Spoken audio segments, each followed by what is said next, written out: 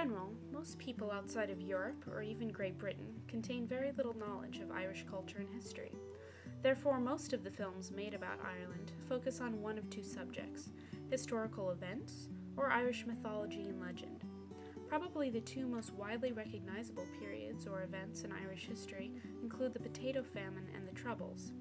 Being more recent, more controversial, and concerning terrorism, the majority of Irish historical films focus on the period from the late 1960s to the present, in which Unionist paramilitaries and the nationalist Irish Republican Army battle for control over the northern 6 counties of the island, which are currently part of the United Kingdom. 7 films that depict different aspects of that turbulent time immediately come to mind.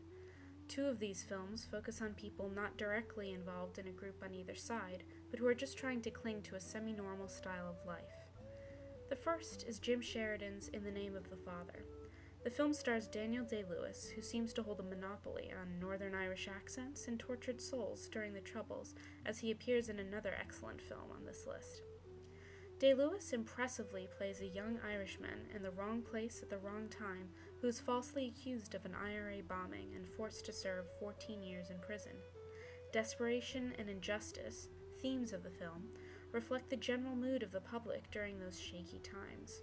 The second film, entitled Some Mother's Son, focuses on 2 mothers whose sons participated in the 1981 hunger strikes. This story highlights one of the major events of the Troubles, which amazingly was non-violent. 3 of the 7 films focus on the lives of IRA members who have become inactive or are in hiding for one of the violent acts they had just performed.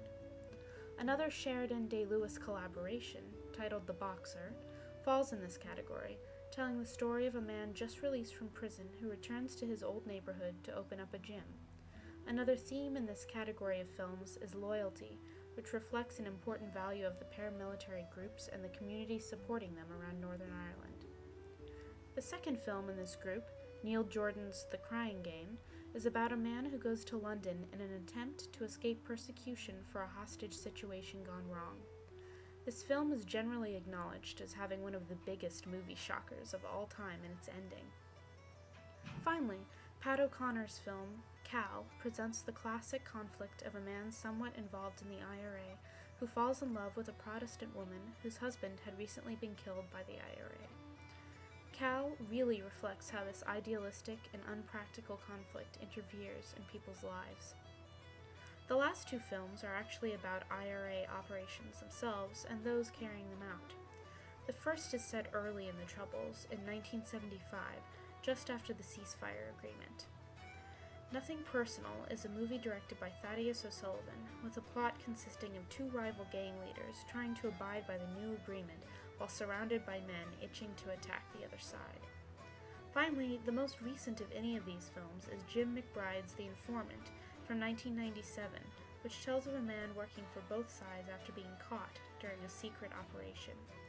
These 2 movies seem to be the least romanticized films about the Troubles, with no neat endings or sense of conflict resolution. There are no heroes or even anti-heroes, just rats and people who are trying to survive through any means necessary. While many stories glorify a group from either side, these 2 films show that while Unionists and Nationalists equally strive for noble ends, their means are equally noble.